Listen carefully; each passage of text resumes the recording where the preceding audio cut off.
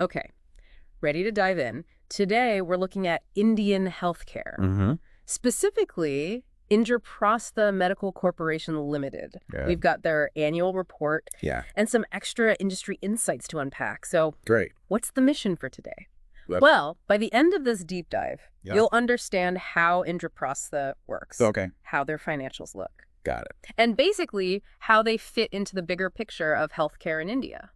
The interesting thing is, they're not just trying to be another hospital. Oh. Indraprastha is really talking about leading a new generation of healthcare in India. Okay. They're really into things like digital health solutions, personalized medicine, and even focusing on preventing health issues before they start. Okay, that's ambitious. Their annual report definitely talks a lot about a patient-first approach. That makes sense. They've been around for over 40 years, always trying to meet international standards. Yeah. But what really caught my eye was their use of AI. Oh, yeah, it's everywhere these days. But Right. it's not just about using AI for the sake of it.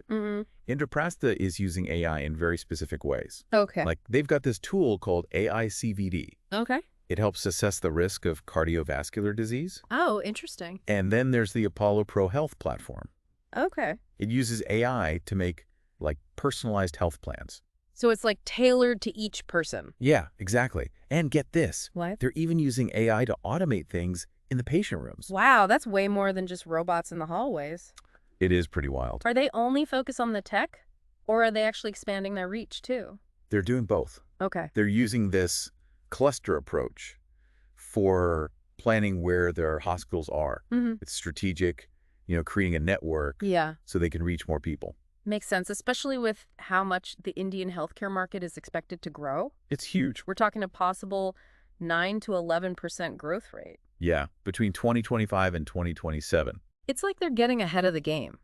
Definitely. And it's not just about more hospitals. Right. They're adding specialized services. Like what? Robotic cardiac surgery, for example. Oh, wow. That really shows they're serious about being top-notch. It does. Now, their annual report also talks about their corporate governance. Okay.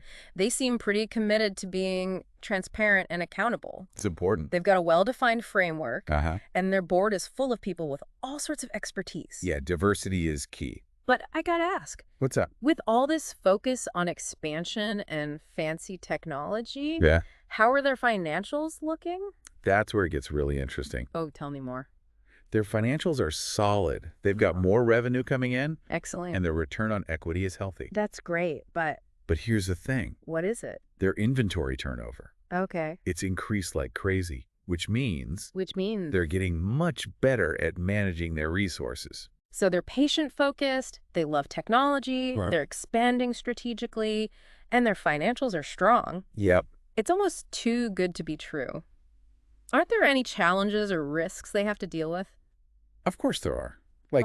Like any company. Right. Especially in healthcare. Yeah. There are always challenges. I know, it's just this. They talk about things like resource costs going up and the pressure to keep doing well financially. Makes sense. But what really stood out to me was What? they're really focused on infection control and managing risks. So they're not just thinking about the money. Right. They're thinking about their patients and staff, too. It seems like it. That's good to hear. It is. And how about their social responsibility? Their annual report mentions something about a lawsuit. Oh, yeah. It's about free treatment for underprivileged patients. Yeah, that's a tricky one. It sounds complicated, That is. especially with private healthcare in India. On the one hand, they have to provide some free treatment Legally, yeah. because of their agreement with the Delhi government. Right. But on the other hand, they need to make sure they can actually stay in business. It's a tough balance. So how are they handling this? Are they skimping on their social responsibility because of this legal battle? Well, from what I see in the report, Yeah. they're actively involved in CSR activities, Good. and they're spending the required amount on education and healthcare initiatives. So they're trying to do the right thing. It seems like it. It seems like they're trying to balance their legal stuff, their financial stuff, Yeah. and their social responsibilities. It's a lot to juggle. But let's step back from Indraprastha for a minute. Okay. We've got some research here. From where? It's from Crystal Minine Research. Okay. It gives us a bigger picture of what's happening in Indian healthcare. This research really highlights the potential for growth in the Indian healthcare market. Yeah, and it's massive. Remember that projected 9 to 11% growth rate. Between 2025 and 2027, right? Yep, that's fueled by a few key things. It's like demographic shifts. Right, definitely. And the rise in chronic diseases. But there's also this rapid urbanization happening in India. Oh, right. More people moving to cities. Exactly. The report predicts that by 2030, 40% of India's population will live in urban areas. Wow. And don't forget, India just became the most populous country in the world. Oh, yeah, they surpassed China. So that means even more strain on the healthcare system. It makes sense. More people in cities means they need more healthcare services. And we haven't even talked about the economics of it all. You're right. That's another layer. So the research talks about rising income per person in India, but also a bigger gap between the rich and the poor. So some people are doing well, but others are being left behind. It's creating this unique situation. Okay, explain. You've got this growing demand for good quality healthcare, but a lot of people can't afford it. So how does this all relate back to Indraprastha? Well, that's the question, isn't it? I mean, they're a private company, right? They are. So are they part of the solution or part of the problem? The research actually shows that the private sector already dominates healthcare in India. Really? Like in 2019, they accounted for 64% of treatments. Wow. And that's projected to go up to 69% by 2027. So companies like Indraprastha have a lot of power to shape healthcare in India. Absolutely. It's like they're in this system with tons of potential, but also tons of challenges. Exactly. So we've got this booming healthcare market. Yep. But what are the biggest hurdles they have to overcome? Well, the research goes into a lot of detail about the challenges. Okay. One of the most obvious is the healthcare spending gap compared to developed countries. We always hear about how much the U.S. spends on healthcare. It's a lot. But how does India compare? Countries like the U.S., Germany, France, Japan, and the U.K., they all spend way more of their GDP on healthcare than India does. So India is lagging behind. In terms of spending, yes. And it's not just about what the government spends, right? Oh, you're right. A lot of Indians pay for healthcare out of their own pockets. They do, and that can be a huge burden. Especially for people who don't have a lot of money. Absolutely. It creates a real problem. That's a tough reality. It is. And it's not just about the money, is it? Nope, there's more to it. The research also mentioned how bad the healthcare infrastructure is in India. Yeah, it's rough. They have very few hospital beds per person. Way below the global average. And it's even worse in rural areas. You're telling me. And then there's the problem of attracting and keeping qualified medical staff. Oh, yeah, that's a big one. India just doesn't have enough doctors and nurses. Makes things even harder. This is where companies like Indraprastha, Yeah. with their focus on tech and innovation, they could potentially make a real difference. I think so, too. Maybe they can use technology to bridge some of these gaps. Yeah. Their investment in AI, telemedicine, and robotic surgery could help them reach more patients and be more efficient. That's the hope, at least. But technology is only part of the solution. Right. It's not a magic wand. Let's bring it back to Indraprastha specifically. Okay. Their annual report did a SWOT analysis. SWOT. Strengths, weaknesses, opportunities, and threats. Oh, right. Got it. Where do they see themselves fitting into all of this? Their strengths are pretty clear-cut. Like what? Strong brand recognition. They're known as a leading integrated healthcare provider. Okay. They also have a robust infrastructure and a team of highly skilled medical professionals. And we've already talked about their focus on cutting-edge technology and patient-centric care. Right, but what about their weaknesses? Yeah, are they acknowledging any vulnerabilities? One of their main concerns is the high cost of resources. Like what kind of resources? Things like land, qualified personnel, and equipment. It all adds up. And they mention the difficulty of attracting and retaining top talent. That's a problem everywhere, not just in India. It's a global issue for sure. And I bet the competition is getting tougher, too. Oh, absolutely. They know that's a risk. So they're aware of the challenges. They are. Both internal and external. Yeah. It's good to see they're not pretending everything is perfect. No sugarcoating. But what about the future? What opportunities are they excited about? They seem really interested in taking advantage of the growing demand for healthcare services in India. Okay, how? They're thinking about expanding to new locations, developing new specialized services, and exploring digital health solutions. Like telemedicine. Exactly, so they can reach more people. That sounds like a solid plan. But of course, no business plan is complete without looking at the threats. Right. What are they worried about? Well, they're upfront about the high cost of resources. Yeah, we talked about that. There's also pressure from the government to lower prices. Through regulations. Yep. And then there's the constant threat of new technology disrupting things. So they're aware of the challenges both inside and outside the company. It seems like it. But let's dig into the details of how they actually operate. Okay, like what? What about their average length of stay? How long do patients typically stay in the hospital? In 2024, it was 3.23 days. Okay. A little higher than the 3.1 seen days the year before. Interesting. Be interesting to figure out why that is. Yeah, like is it because they're dealing with more complex cases now? Maybe. Or maybe there have been changes in how they treat patients. Could be. We'd need more info to really know. Definitely. And what about their outpatient numbers? Those actually went down in 2024. Oh, really? Down 8% from the previous year. I wonder if that's because of more competition. Could be. Or maybe it's something else entirely. We need more data to say for sure. All right, let's move on to their revenue per bed day. That one saw a big jump. How big? It went up to 57,775 rupees in 2024. Okay. That's a 13% increase from the year before. That's impressive. So they're making more money from each occupied bed. Looks like it. But to really understand the situation, we need to look at their expenses too. True. What are some of their main costs? Like most hospitals, their biggest expense is salaries and benefits. Makes sense. Healthcare is a very labor-intensive industry. It is. And those costs keep going up. They do. This particular expense went up by 6% in 2024, Okay. reaching 261.61 crore rupees.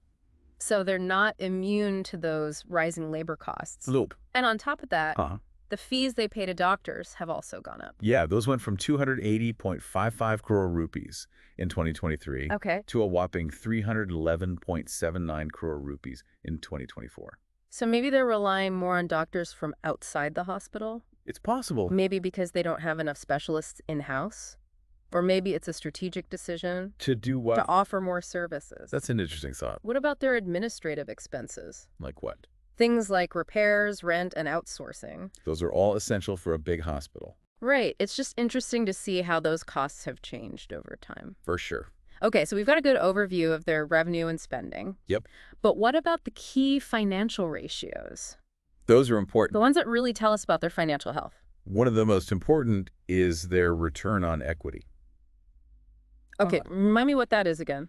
It measures their profitability relative to what shareholders have invested.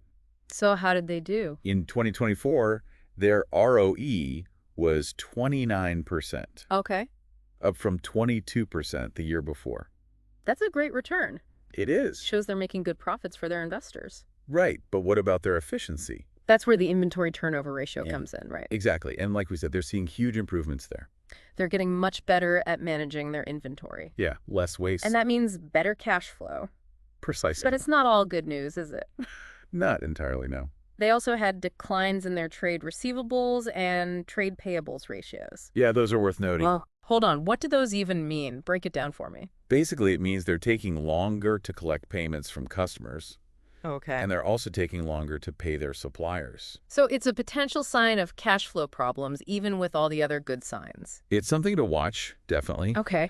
But their net capital turnover ratio and their net profit ratio are both trending upwards. Well, what does that tell us? It means they're using their capital well and generating strong profits. That's good. But beyond just the numbers, their annual report talks about their corporate governance too. Right. They emphasize transparency, accountability, and ethical behavior. Important stuff. But how do those words translate into action? A big part of it is the role of their board of directors. Their board is pretty diverse, right? I remember seeing that. Yeah, they've got a good mix of genders and professional backgrounds. It's good to see them walking the walk when it comes to diversity. Definitely. And the report explains what the board is responsible for. They oversee the company's strategy, make sure they're following all the rules and regulations, and protect the interests of shareholders and stakeholders. Important stuff. It's not just the board as a whole either. Right. They have these specific committees. Like what? The audit committee. Okay. The nomination and remuneration committee.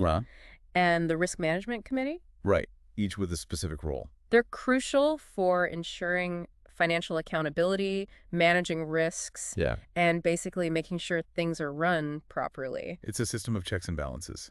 The report also mentioned how they decide how much to pay their directors and senior management. Their remuneration policy, yeah. Did anything about that stand out to you? Well, they've designed it to be competitive with other companies in the industry. So they can attract and keep the best people. That's the idea. What about the shareholders? What kind of information do they get?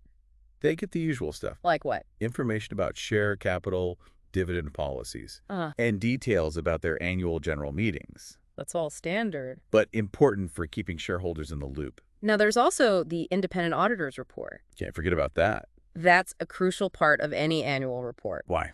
Because it gives us an outside perspective on their financial statements. Like a second opinion. So it's like having a neutral third party double-checking everything. Exactly. In this case, the auditor is S.N. Dewan and Co. LLP. I know them.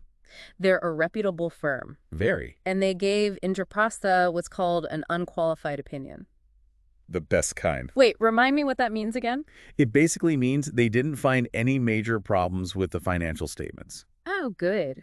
They think the statements accurately reflect how Indraprastha is doing financially. Okay, that's reassuring. It is. But didn't the report also mention something called key audit matters? You have a good memory. What are those? Those are specific things that the auditor thought needed extra scrutiny. So, like, potential red flags. Yeah, areas that might be more complicated or risky. And for Indraprastha, one of those key audit matters was that lawsuit about free treatment for underprivileged patients. The one we talked about earlier, yeah. So what did the auditor think about how they were handling that?